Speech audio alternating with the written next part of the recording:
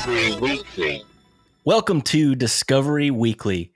It's the bonus show from the podcast Discovery Show, where every single week we talk about all of the other things that we've discovered throughout the week that have nothing to do with podcasts. I'm Kirk. I'm Zach, and this week we're joined by another great guest. Our friend and an incredible guy, incredible musician, Mr. Billy Mays III, also known as Infinite Third. Thanks so much for helping us discover some things this week. Hey, thanks for having me. Billy Mays in the house. Awesome. So yeah, I discovered something pretty weird. There is a company that I think it was supposed to be a troll.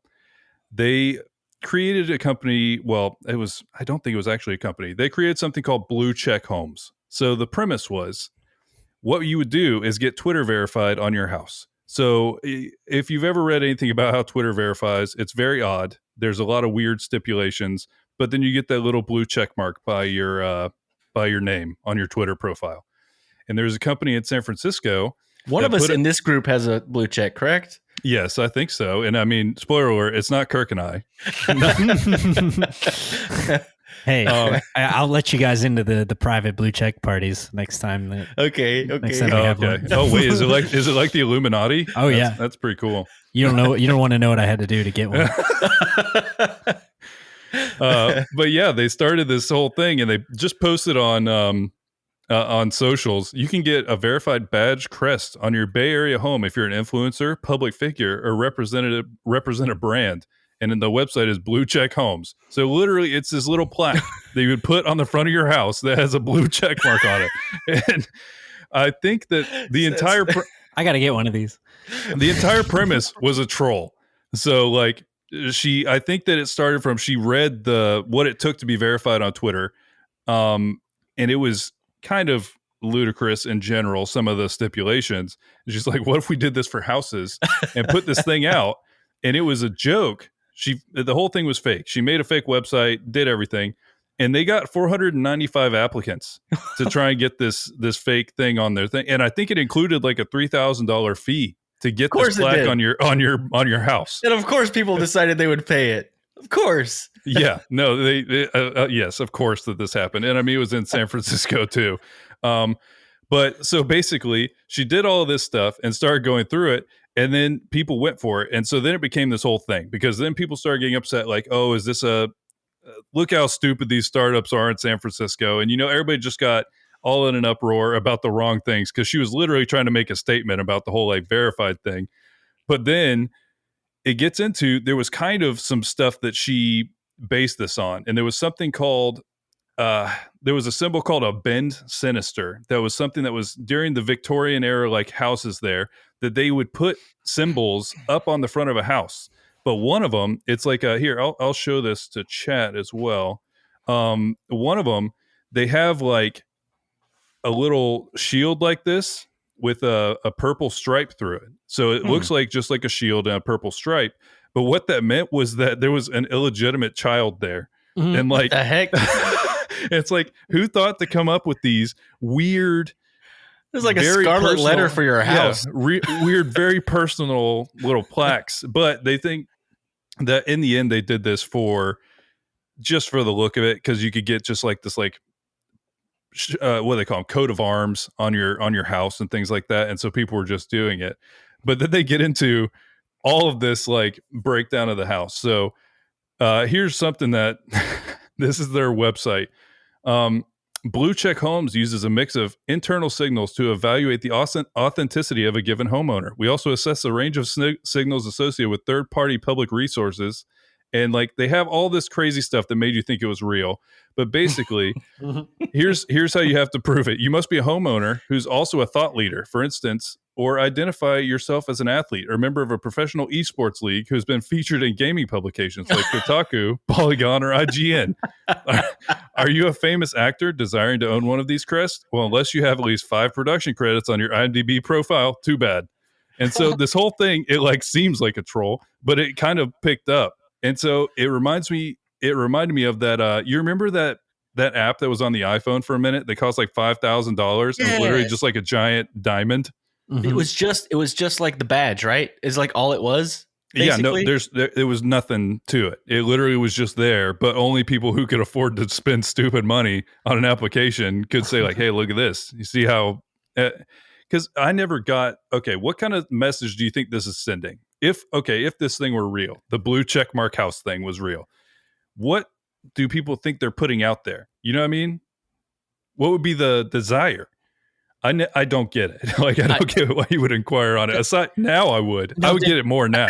Do you think that maybe the people, like, is it sort of a meme thing that even the people that were wanting them are sort of like doing it ironically? Could be. You know, it could be like, that. I feel like maybe no one's serious about this. Like sometimes on Twitter, something will take off when no one in the whole realm of it was ever being serious. But like it causes outrage on both sides of it, you know, and like, and when really nothing was actually happening except joking and like riffing on an idea. It's like what Twig says in chat. It's like, yes, I have enough money to spend $3,000 on a blue check mark. I have things you want to steal in this house. Yeah, right. I mean, there is that. Yeah, there is that. But yeah, no, I never really got the like. Maybe I just am too poor to even think this way, where it's like that's never been like an option for me anyways. Question. Let's say if this was real, let's maybe even just talk about the badge, the iPhone thing. Do you think, I kind of think that it's genius, the person that came up with it, the people that actually bought it are the idiots. Like, you know what I'm saying? Like, I don't have any problem with making something that some stupid rich person is just going to throw their money at because they don't know what else to do with it. And I don't know. Yeah, no, and there's levels. Kind of a funny thing. Yeah, it's not really. It's not technically taking advantage of somebody because they're choosing to do it, and they know that it doesn't mean anything. Do you know the guy from Wolfpack? Yeah, Jack Stratton. He was the one that did Sleepify. Yes. Yeah, where it was just silence, and then he gamed Spotify's algorithms basically. But he has that book called How I Made $290,000 Selling Books. And it was like, that was it. And that was the whole thing. I'm pretty sure that it wasn't a book, like, but it's real. It was priced on Amazon. It's not there anymore, but it was priced on Amazon for $290,000. And like, that was the whole thing. That was. Yeah, he's brilliant. He's a troll. That's a great band too. If you haven't heard Wolfpack, definitely check that out. I didn't remember the name, but I have heard a whole. I think it was a 20,000 Hertz episode on that or something. It was a 99% Invisible episode on that about that whole like the Songs of Silence or whatever it was. Yeah. No, it literally was just an entire album of silence, so you could just turn it on while you were sleeping, and he would just get royalties on it. Yeah, it's genius. Yeah, and I do think there's some level of like, if people are willing to pay you for it, then fine. And then you get to like the level of the guy who did the Fire Festival, and he had that same plan, but he didn't execute on it.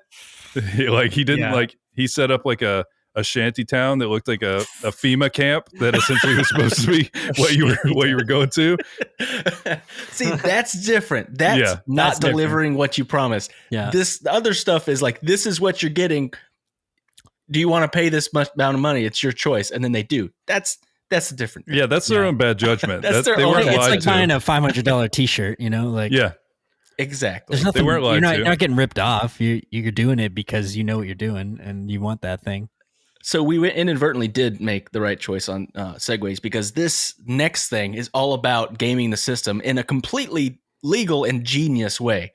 I found this NPR article about how people have been able to get frequent flyer miles by using a government program exploit that is completely legal and also genius. So what they would do is there's this weird law, because government, and they made this law where they have to keep making these $1 coins for like ridiculous amount of time. Like they're supposed to make so many millions of dollars worth of these $1 coins to try to get them in circulation. No one wants them.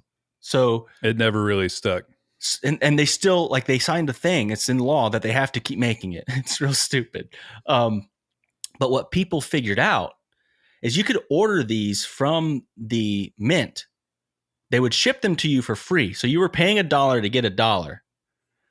And what they were doing is, I'm going to read some of the article. Once in possession of the coins shipped to them by the government for free, they can deposit them into their bank accounts and then pay off the credit cards that they bought those with. The result, a free ticket to anywhere. So they would get a credit card that had frequent flyer miles that you could, for purchases.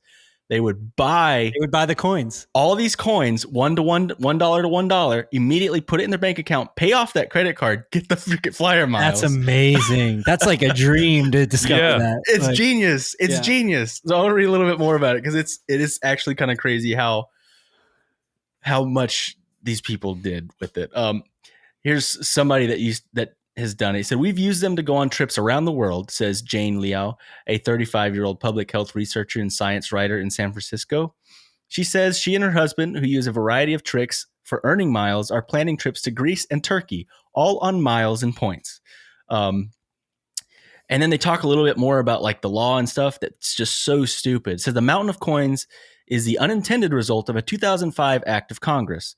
The law requires that more and more coins be minted despite a lack of demand by the public. Classic. Mm-hmm. But it's funny because eventually the government was kind of figuring stuff out. Like, what's happening here? It says officials there first noticed something amiss in the summer of 2008 when they saw that small numbers of customers were repeatedly ordering large numbers of $1 coins. The top 20 customers, listen to this. It's also, think about how awesome your credit looks, by the way. This is a great idea. This is a great idea. I'm just saying it. I'll wait for it, but they shut this down, right? Like they stopped this loophole in some way? Kind of. I will say I did go on the Mint website and try to find a way to get you're like, I have an idea now. I don't know where it came from. I couldn't figure out how to do it, but it could be just me not being able to figure out a government website because it was very not intuitive. But anyway, it says the top 20 customers bought between 219,000 and 696,000 worth of these coins each. So, another clue. They had to get these in, like they mailed them the coin, right? Yeah, rolls of coins. Wow. $200,000 in dollar coins. $750,000 was what some of these people were getting up to. So another clue that the hackers left was, I love how they call them hackers. I mean, it technically it is a hack, but was that dollar coins were arriving in banks still clad in the U.S. Mint packaging, so they wouldn't even unpackage them. Just taking them to the bank and turning them in. And they interview some people from the Mint, and they says it's not illegal, but it's an abuse of the system. That's not what the system was set up to do. The system was set up to promote the use of $1 coins, and we're simply just trying to do that. I mean, just stop trying to do that then. Seems like an easy solution. In total, the Mint has mailed out 284 million $1 coins.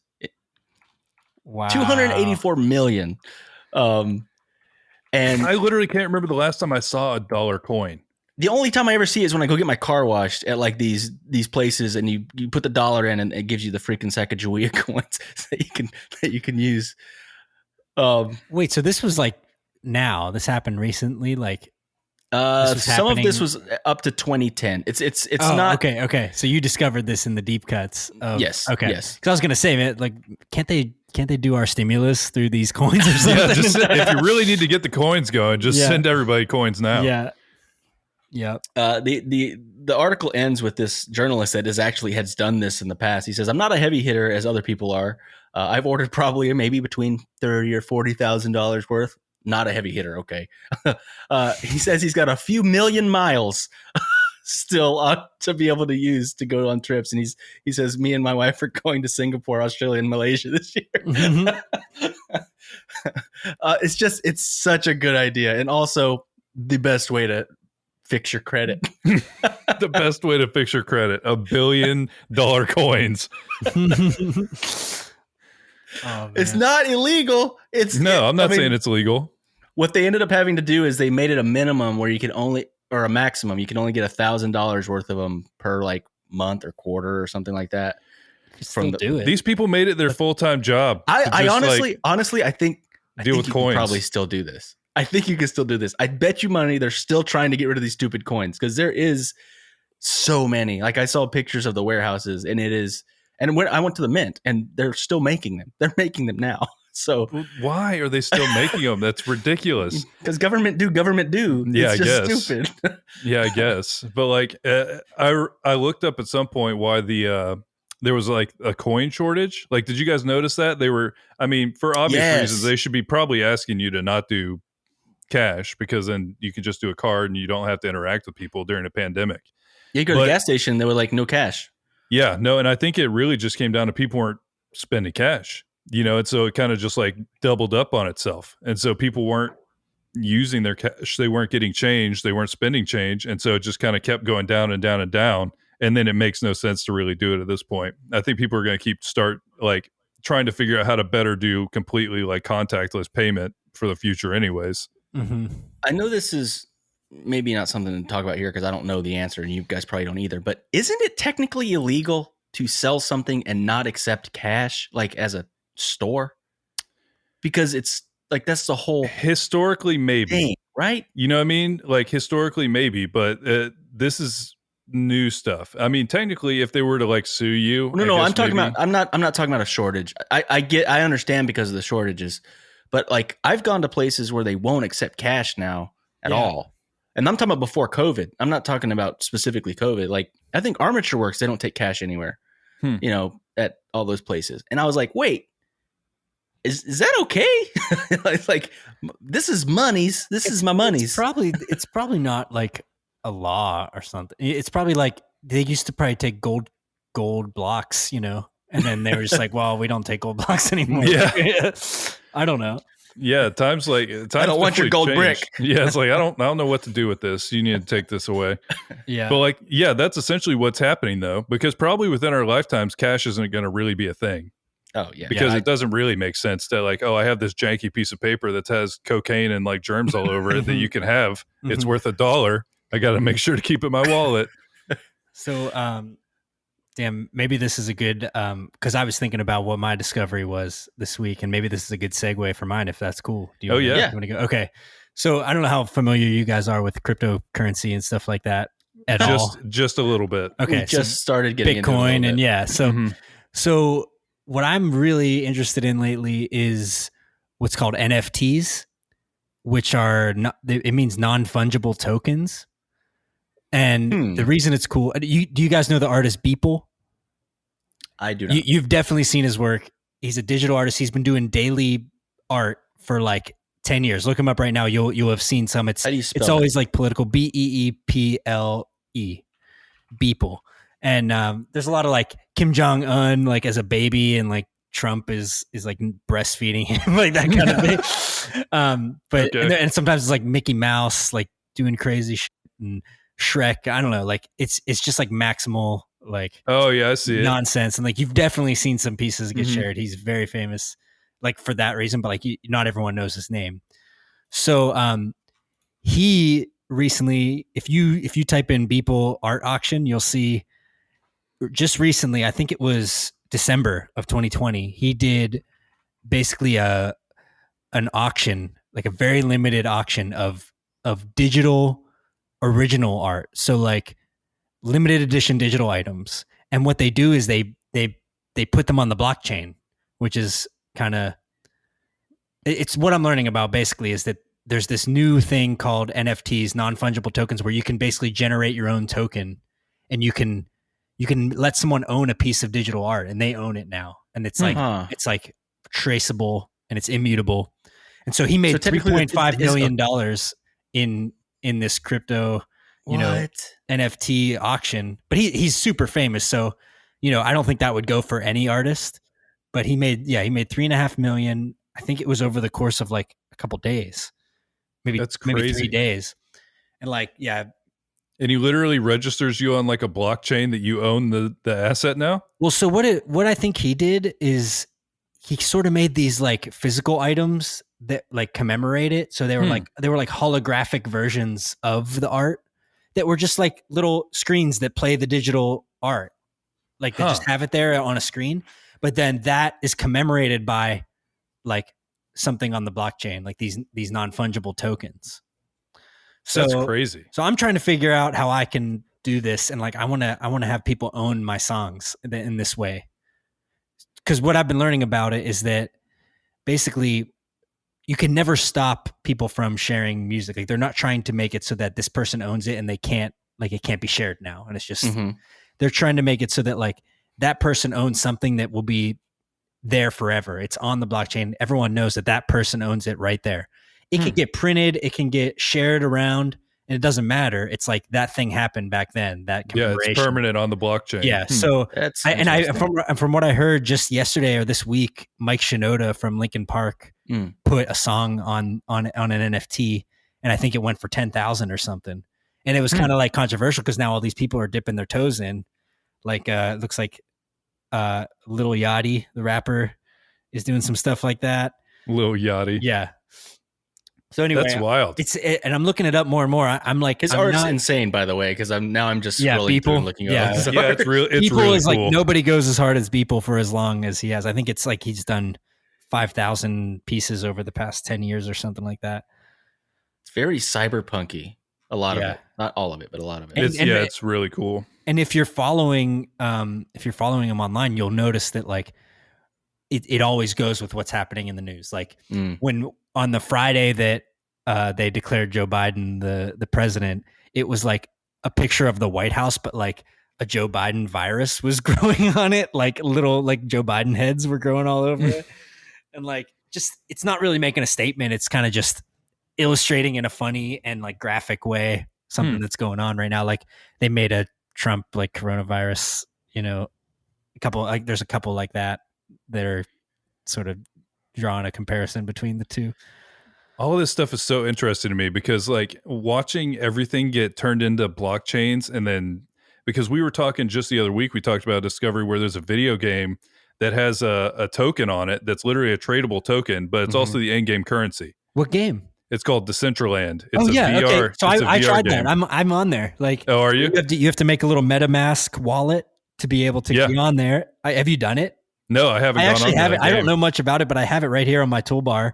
Does it have to be VR? Me and Zach were talking about that. No, it's kind of like Second Life, like how you can just kind of control your character.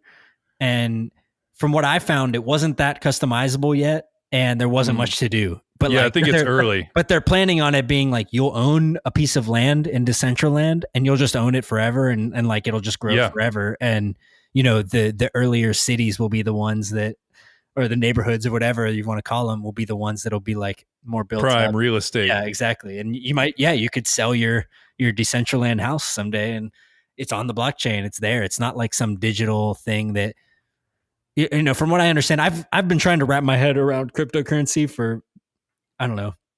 My friend Cam, who was in the chat earlier, is the person who tried to get me to buy Bitcoin back in 2011, and I'd be rich right now. If you would be really rich right now. And everyone has those stories of like, shoulda, woulda, coulda. But as much as I feel like I understand it, sometimes it's just so hard to really wrap your head around the implications and what it really means if it gets adopted, and like just the infinite possibilities. Yeah, it really is crazy. Yeah. So do you guys know the gaming company called Razer? Yeah. They make like mice and stuff like that. Okay. Yeah. Well, they have made a N95 respirator because we're living in the time of COVID. I'm going to put this in chat so everybody can check this out.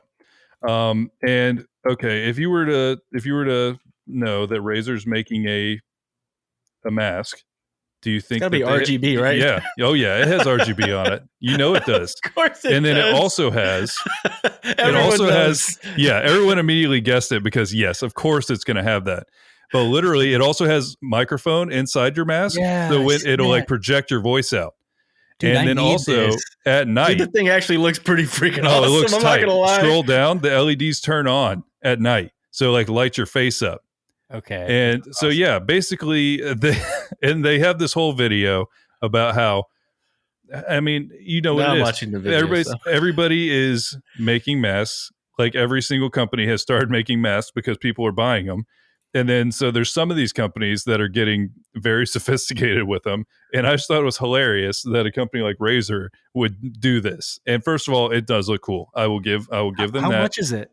I didn't see a price on there, which is not a good sign, honestly. But it's probably slightly expensive, would be my guess, because it's got electronics in it.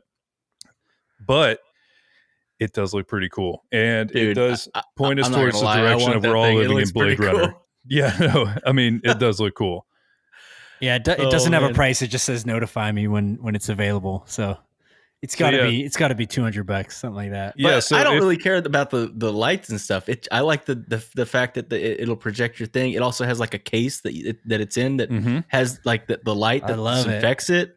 I mean, that thing looks sweet. Yeah, no, I want one of these things. Looks awesome. I do find myself like feeling like I'm mumbling or that my voice isn't projecting, and nobody can read my lips. Like end up pulling the mask away from your mouth so that they can hear you. Yeah, but then you're touching your face. Yeah, that's why I like the idea of some of these rigid ones, because like, I do the exact same thing where it's like, okay, I feel like nobody can hear me, so you're like halfway yelling while you're wearing a mask. So yeah. The newest in mask technology, brought to you by Razer and RGB lights. I love it. I'm gonna get one. You got to look real swaggy when you're going out in public. That's cool. Great. So I found a article about moon trees, and I didn't know that these were a thing. And this might actually end up being something we talk about on Ag Lab, because I think it's pretty interesting as well in the agriculture space. But there's been trees that have planted from seeds that have been to space, to the moon in particular, and back, and then they've been planted and they've grown all over the U.S. The historic voyage of the Apollo program were about bold exploration and incredible scientific discovery, says acting NASA chief historian Brian Odom. Apollo 14 included the widest range of scientific experiments to that point in the program. But in the case of Rusa's moon rock trees, which was the astronaut, he was the command module pilot that was on that mission. It was what the astronaut took with them on their lunar journey that has left such an indelible mark on the landscape back on Earth. A joint effort between NASA and the U.S. Forest Service, the seeds were flown to as an experiment to determine the effects of deep space on seeds, and also to help raise awareness about the Forest Service, because apparently Rusa used to be a what do they call him? They call him a combat blazer, someone that like literally like drops in as a firefighter, basically, before he became an aviator and then an astronaut. I mean, honestly, that is one of the most badass titles I've ever heard. Did you say Combat Blazer? It sounds like a movie that Stallone would be in. That sounds amazing. I spoke wrong. Combat the Blazes. They were called smoke jumpers, but that's still pretty cool. That's still pretty awesome, but Combat Blazer is its own special thing. I'm a combat blazer. Sorry, I'm not good at reading sometimes. Following the mission, the canister ruptured during decontamination process, and the seeds were mixed together. The experiment's environment was compromised, and the seeds were feared to be dead. Nonetheless, they were sent to Forest Service offices in Gulfport, Mississippi, and Placerville, California, to see if any could be germinated. And some of them, because I think there was almost 500 of them, but 450 of them were planted and grown. And what's fascinating is basically they're around like government offices and like parks, and a lot of them were planted like ceremoniously at like celebrations in the 70s. And there's a map on here that shows all the different places cut over to that for you real quick. You can find the moon trees, which I find it fascinating. There's also 2 in Brazil. They show it all in the US, and then apparently we gave 2 to Brazil. I'm curious to find out what I'm sure there was some like ceremony or agreement or something on that. Wow. I love that. And it's funny because they even have second generation trees that have grown from seeds from these trees, and they call them half moon trees. Half moon trees. And I loved this because I didn't know this. This is more current. It says experiments on the ISS are studying the growth of various plants and crops, which could be used as food for spacefaring astronauts. In November of 2020, NASA astronaut Kate Rubins, a member of the Expedition 64 crew, harvested a crop of radishes.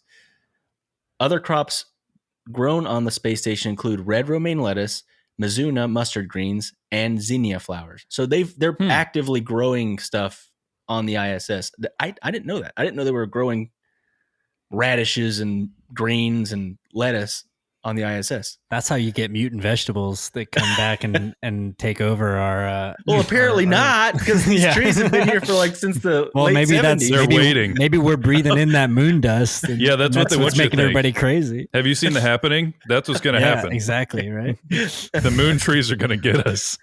Mark Wahlberg's going to be there. He's not going to save anybody. That movie's hilarious. That movie is, I don't know if that was the goal, but it is. No, it's not. It's the weirdest movie. All right. That's cool. Well, thank you so much, Billy, for your time. We really appreciate you being on both shows. We asked you to be on the PDS, and you were willing to be on this as well. We really appreciate you taking the time and doing that. And where else can everybody find you on Twitch and on your Bandcamp and all that kind of stuff? It's all at Infinite Third, THIRD spelled out.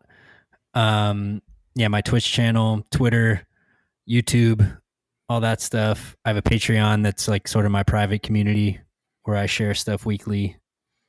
And to get on your Patreon is not that much money. I don't know why I'm not a patron yet. I know Zach is, but I don't know why. He pays for both of you.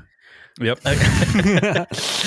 Because when you were streaming last night and you said, I'm like, why am I not a patron yet? $3.33. It's $3.33 a month.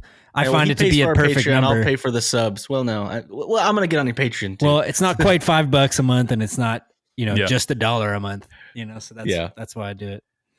Yeah. You can hear me at the beginning of this show. The theme song that I made. Which was my first ever podcast theme song that I composed. And so if anybody needs a theme song for your YouTube channel or podcast, hit me up.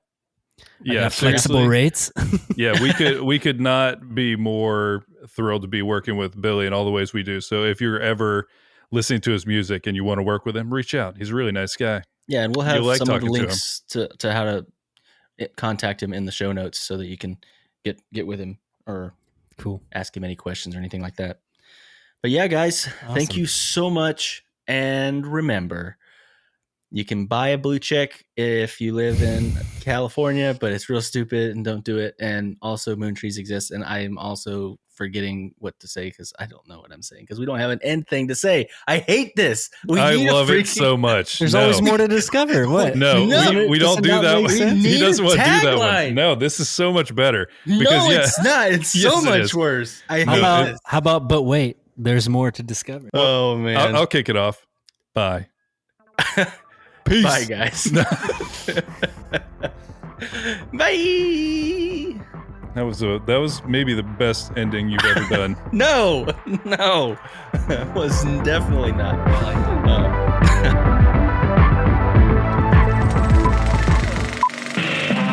This was a podcast from the Podfix Network. You can check out more shows like it at podfixnetwork.com.